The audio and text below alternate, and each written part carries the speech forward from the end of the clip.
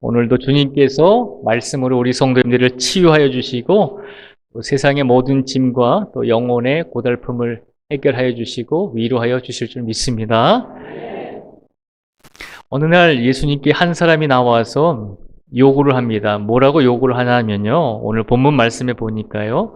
무리 중에 한 사람이 이르되 선생님 내 형을 명하여 유산을 나와 나누게 하소서라고 예수님께 나와서 요청을 합니다.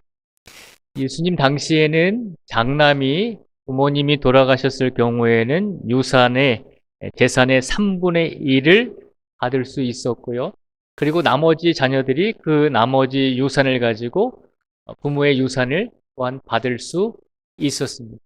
오늘날에는 제가 알기로는 1대1로 알고 있습니다. 모든 자녀들이 똑같이 나눠 받는 걸로 알고 있습니다. 어쨌든 이 한 사람이 형이 3분의 2의 유산을 가져야 되는데 동생에게 유산을 나눠주지 않고 다 가졌던 모양입니다. 그래서 이건 불합리한 거잖아요. 공정하지 못한 거잖아요. 당시 이스라엘의 법으로도 동생 또한 부모님의 유산을 받을 수 있는 자격과 권한이 있었는데 형이 혼자 그 유산을 다 가져가 버렸다는 것입니다. 동생의 입장에서는 불공정하고 불법적인 일을 당했습니다. 그래서 예수님께 나와서 요구한 것입니다. 예수님, 내 형을 명하여 유산을 나와 나눌 수 있도록 해 주십시오. 내가 많은 유산을 바라는 것이 아닙니다. 내가 받아야 될 나의 몫을, 정당한 나의 몫을 받기를 원합니다. 그러니 예수님께서 좀 조정을 좀 해 주십시오라고 예수님께 부탁을 하고 있는 것입니다. 이 13절에 나오는 이 사람의 요청은 정당한 요구죠. 불법적인 요구가 아니죠. 불합리한 요구도 아니었고 그가 작은 아들로서 받아야 될 정당한 요구를 예수님께 하고 있는 것입니다. 그런데 이 사람의 마음을 가만히 보면 이 사람은 현실적인 문제잖아요.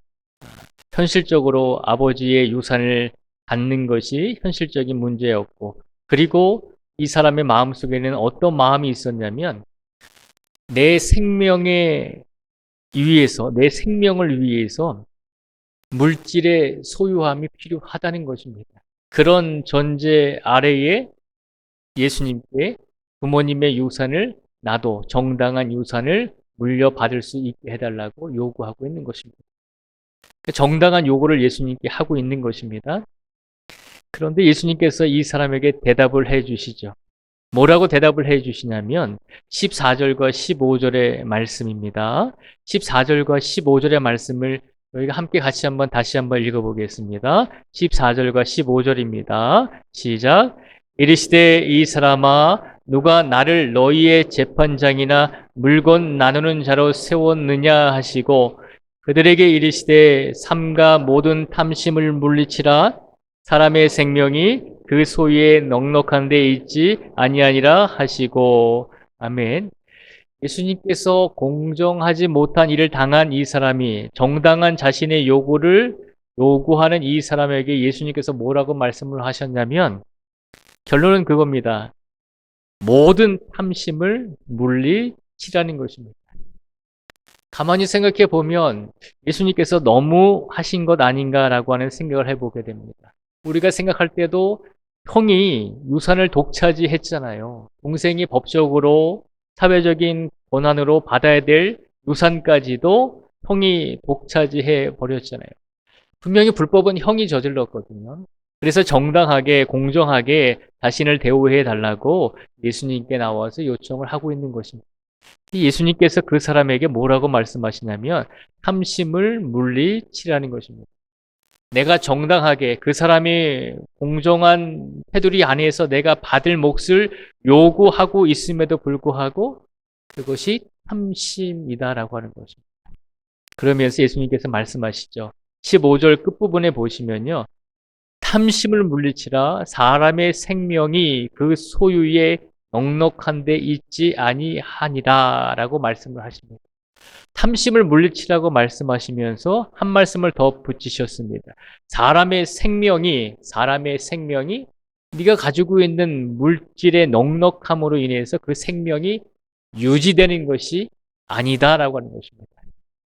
13절의 말씀을 제가 함께 나누면서 예수님께 형이 받은 유산을 나누어 달라고 요구하는 이 사람의 마음속에는 어떤 마음이 있다고 말씀을 드렸죠.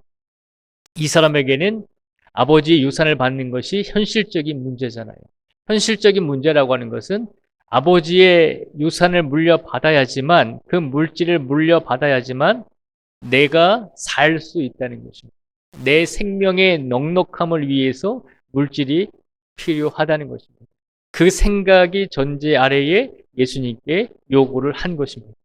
근데 예수님께서는 그 사람에게 탐심을 물리치라는 것입니다. 그리고 사람의 생명이 네가 생각하고 있는 것처럼 물질의 소유의 넉넉함으로 인해서 그 생명이 유지되는 것은 아니다라고 하는 것입니다. 그러니까 예수님의 생각과 이 사람의 생각이 정반대의 생각을 가지고 있죠. 예수님께서 분명히 그 사람에게 말씀하십니다. 탐심이라고 하는 겁니다. 네가 정당하게 요구하는 그 부분도 탐심에 의해서 요구하는 것임을 기억하라는 것입니다. 우리가 아니다라고 얘기할 수 있죠. 예수님 그건 틀렸습니다. 이 사람은 분명히 형이 3분의 2의 유산을 가지고 나머지 유산을 가질 수 있는 법적인 자격이 있습니다. 예수님께서 틀리신 것입니다. 왜 사회적인 법으로 정당하다고 하는 것을 왜 예수님께서 틀리다고 하십니까? 왜 예수님께서 이렇게 말씀을 하셨을까요? 정당하고 공정한 관계를 유지하기 위해서, 공정한 대우를 받기 위해서 예수님께 요구하는 이 사람에게 네가 요구하는 것이 탐심이다라고 하는 것입니다. 탐하는 마음으로 요구하고 있다는 것입니다. 왜 예수님께서 이렇게 말씀을 하셨을까요? 예수님께서 정당한 요구를 하고 있는 이 사람에게 그 요구 또한 탐심에서 일어나는 것이다라고 이야기하신 것은 그 이유가 뭐냐면요. 이 사람이 공정하게, 정당하게 형이 3분의 2의 유산을 가지고 예수님께서 중간에서 조정해 주셔서 나머지 유산을 받았다고 한다면 그 다음에 형과의 틀어진 관계가 회복이 될 수 있겠습니까? 어떻게 생각하시나요? 과거에는 재산이 많은 집안의 자녀들이 부모님이 돌아가신 후에 유산의 문제를 가지고 법적인 소송을 많이 벌였습니다.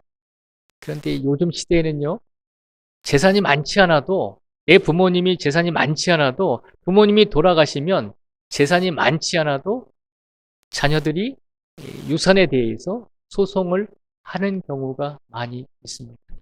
그러니까 요새 시대에는 재산이 많건 재산이 적건 간에 어쨌든 부모님이 가지고 계셨던 그 유산을 똑같이 나누어야 된다라고 자녀들이 생각하고 있는 경향이 많이 있는 것 같습니다.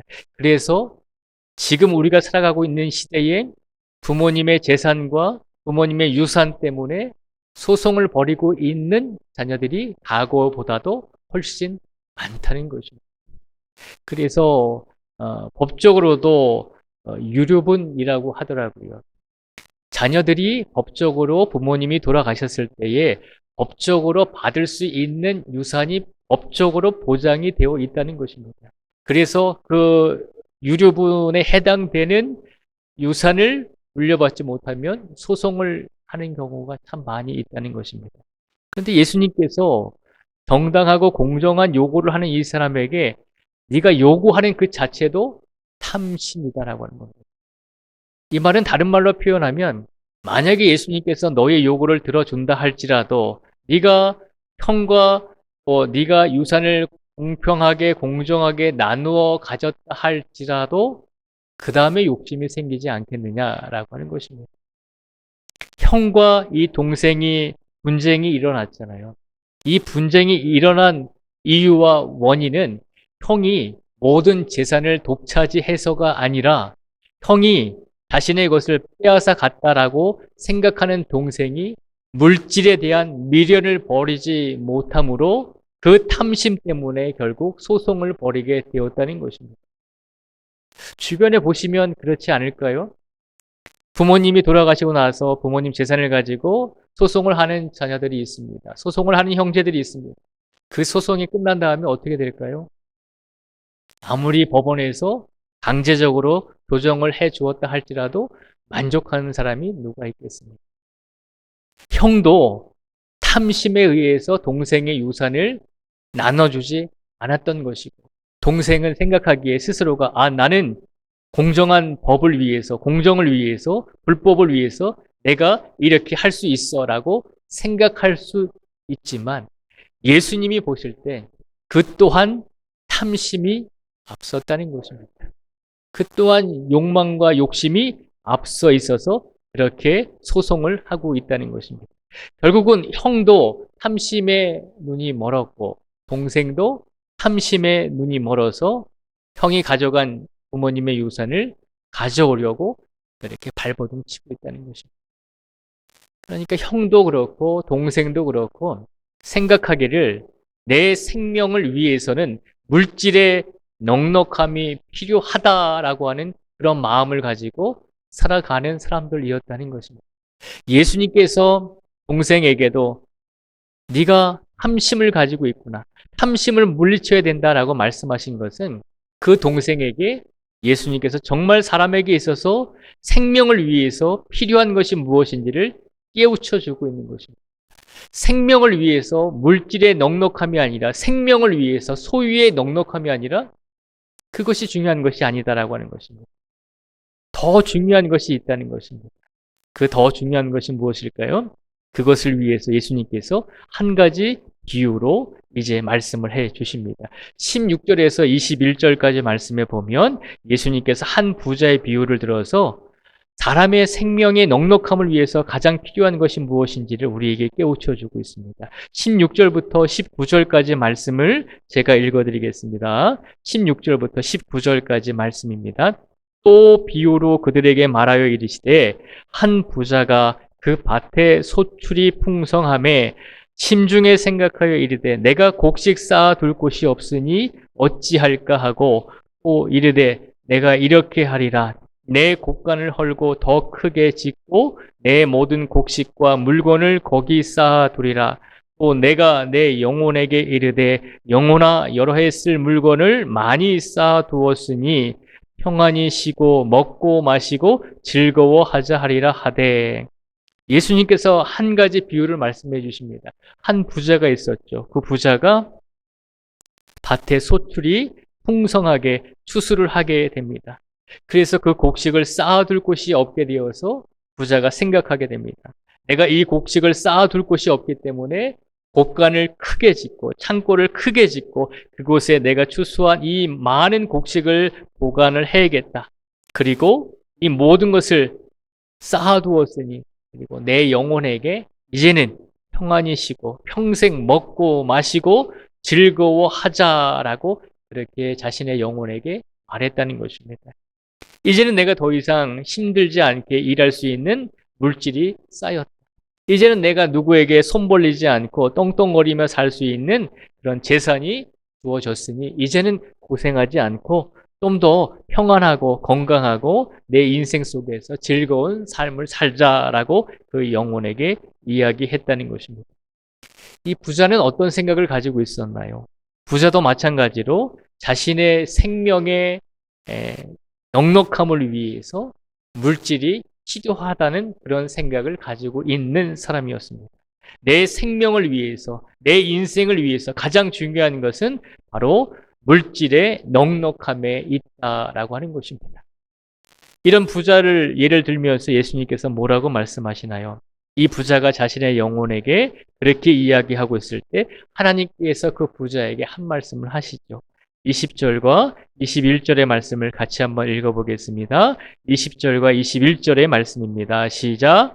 하나님은 이르시되 어리석은 자여 오늘 밤에 내 영혼을 도로 찾으리니 그러면 내 준비한 것이 누구의 것이 되겠느냐 하셨으니 자기를 위하여 재물을 쌓아두고 하나님께 대하여 부유하지 못한 자가 이와 같으니라. 아멘. 자, 모든 것을 이제 내 평생의 남은 인생 속에서 내 육신과 내 영혼이 평안히 살 수 있을 것이다라고 그렇게 장담하면 내 생명에 있어서 가장 소중한 것은 물질의 넉넉함이다라고 생각하는 그 부자에게 하나님께서 뭐라고 말씀하시죠? 오늘 밤에 내 영혼을 보러 찾으리니 그러면 내 준비한 것이 누구의 것이 되겠느냐라고 하나님께서 말씀하십니다. 하나님께서 오늘 이 말씀을 통해서 예수님께서 이 비유를 통해서 우리에게 하시고 싶은 말씀이 무엇일까요? 우리의 생명의 넉넉함을 위해서 우리는 무엇을 추구하며 무엇을 가장 소중하게 여기면서 살아가고 계신가요? 사회에서 생활을 하다 보면 불법적인 일을 당하기도 하고 불합리한 일을 당하기도 하고 불공정한 일을 당하기도 합니다. 그래서 많은 사람들이 목소리를 내고 힘을 모아서 공동체를 만들고 힘을 모아서 사측에 또는 기업 측에 항의하고 대항하기도 합니다. 불공정한 일을 당했으니까요. 사회에서는 그것이 당연하고 옳은 일이다라고 이야기할 때가 많이 있습니다.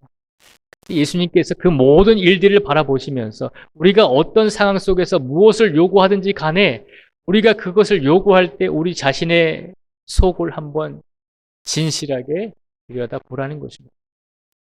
겉으로 보여지기에는 공정하고 합리적인 일을 위해서 내가 열심히 법을 위해서 사회를 위해서 요구하고 있는 것처럼 보이지만 그 이면에는 우리 중심에 우리 생명을 위해서 하나님이 중심이 아니라 세상의 넉넉함, 세상의 소유, 물질의 소유가 하나님보다도 어느 사이에 우리 안에 자리 잡고 있는 우리 자신의 모습을 한번 되돌아보라는 것입니다.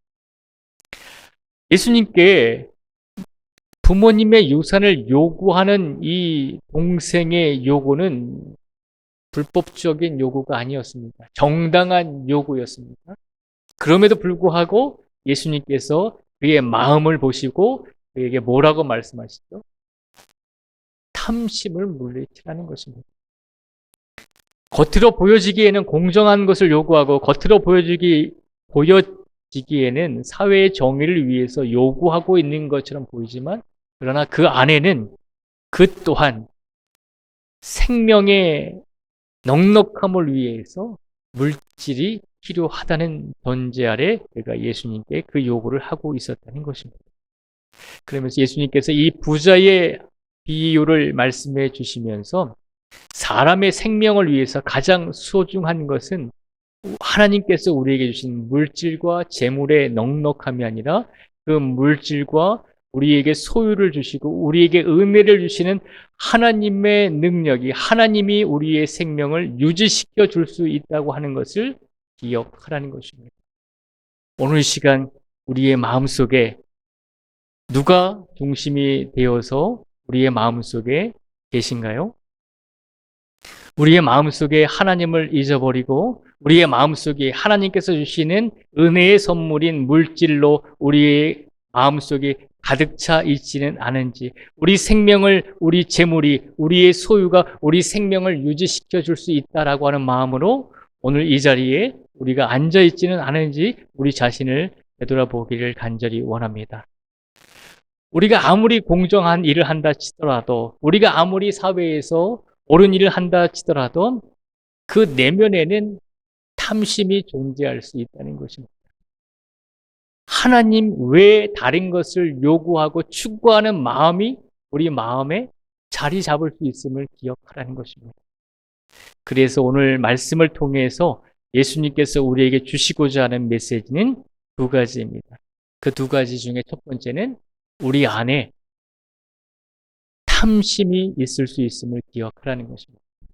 겉으로 보여지기에 합리적이고 겉으로 보여지기에 내가 사회적으로 옳은 일을 한다 할지라도 그 이면에는 우리가 바라는 것, 하나님이 아니라 우리가 소유하고 싶은 것, 우리가 원하는 것이 우리 마음에 가득 차 있음을 기억하라는 것입니다. 그래서 하나님을 섬기는 성도들은 항상 영적으로 육적으로 우리의 마음속에 하나님이 아닌 다른 것으로 우리가 채우려고 하는 그런 마음들이 존재함을 기억하면서 항상 하나님 외에 다른 것을 원하고 하나님 외에 다른 것을 추구하려고 할 때 우리 마음속에 탐심이 들어와 있음을 기억하라는 것입니다. 그래서 오늘 이 시간 말씀을 통해서 하나님이 우리의 중심이 되셔야 하고 우리 생명을 살리시는 하나님이 우리의 삶을 이끄셔야 되고 그 외에 다른 것들이 혹여라도 우리도 모르게 우리 마음속에 자리 잡고 있다면 그것 또한 탐심임을 기억하며 그 탐심을 물리치라는 것입니다. 하나님께서 오늘 말씀을 통해서 우리에게 주시는 두 번째 메시지는 우리가 삶을 살아가면서 하나님도 필요하고 또 하나님께서 우리에게 주시는 물질도 분명히 필요하죠. 물질을 부정하는 것이 아닙니다. 우리가 삶을 살아감에 있어서 물질이 전혀 필요 없다라고 이야기하고 있는 것이 아닙니다. 우리가 하나님과 물질을 살아가면서 동시에 필요할 수 있습니다. 그런데 기억해야 하는 것은 하나님과 물질을 필요할 수 있지만 함께 필요할 수 있는 부분이 있을 수 있지만 그러나 하나님과 물질을 동시에 섬길 수는 없다는 것입니다. 우리의 삶 속에서 현실적으로 하나님도 필요하고 물질도 필요합니다. 그것이 우리의 삶의 모습입니다. 그런데 이 둘을 하나님과 물질을 동시에 섬길 수 없다는 것을 기억하라는 것입니다. 그래서 탐심이 우리의 마음에 자리 잡을 때 하나님보다 우리가 물질을 섬기는 삶을 살게 된다는 것입니다. 그것을 조심하라는 것입니다. 예수님께서도 우리에게 말씀하시잖아요. 하나님께 기도할 때 일용할 양식을 달라고 기도해라. 하나님께서도 너희가 필요한 일용할 양식을 주실 것이다. 예수님께서도 분명히 말씀하셨잖아요. 물질이 필요함을 알고 계시다는 거죠. 그런데 그 물질이 하나님의 자리를 대신할 수는 없다는 것입니다. 하나님도 의지해야 되고 물질도 필요하지만 하나님과 물질을 동시에 섬길 수 없다는 것을 기억하라는 것입니다. 그래서 우리가 항상 우리의 마음속에 하나님을 섬길 수 있는 성도로서 삶을 살아가라고 예수님께서 오늘 이 말씀을 우리에게 선포하여 주신 줄 믿습니다. 오늘 이 시간 정당한 요구를 하는 이 사람에게 예수님께서 매몰차게 탐심을 물리치라라고 말씀을 하십니다. 그러나 그 말씀은 이 사람이 미워서가 아니라 이 사람이 정말 예수님께서 건방져서가 아니라 정말 예수님께서 탐심을 물리치라고 말씀하신 이유는 이 사람의 영혼을 위해서 예수님이 해 주실 수 있는 가장 소중하고 중요한 말씀을 해 주신 것입니다. 너희의 탐심이 정당한 요구를 하고 있는 것처럼 보이지만 정당한 요구를 하는 것 또한 너의 마음속에 하나님이 아니라 물질이 중심이 되어 있기 때문에 그런 마음과 그런 요구를 하는 것임을 일깨워 주고 있는 것입니다. 오늘 시간 우리의 마음속에 무엇으로 가득 차 있습니까? 오늘 시간 우리가 무엇을 가지고 하나님께 예배드리러 이 자리에 나오셨나요? 오늘 이 순간부터 다시 한번 우리의 마음속에 하나님이 아닌 다른 무엇이 우리 마음을 자리 잡고 있다면 오늘 이 순간부터라도 다시 한번 우리 안에 있는 모든 탐심을 밀어내고 우리의 하나님으로 우리의 영혼과 우리의 육신을 가득 채움으로 우리의 생명이 우리의 소유와 우리의 물질의 넉넉함에 있는 것이 아니라 하나님이 우리와 함께 하심으로 우리 생명의 넉넉함이 있다라고 하는 것을 확신하시고 이번 한 주간의 삶 속에서도 다른 무엇이 아니라 온전히 하나님을 의지하시고 하나님만을 붙드시고 예수 그리스도의 말씀으로 가득 채우시면서 이번 한 주간을 예수님과 동행하시며 우리의 생명을 예수님께 영광을 돌리면서 이렇게 하루하루를 살아가실 수 있는 우리 모든 성도들이 되시기를 주님의 이름으로 축복을 드립니다. 기도하겠습니다.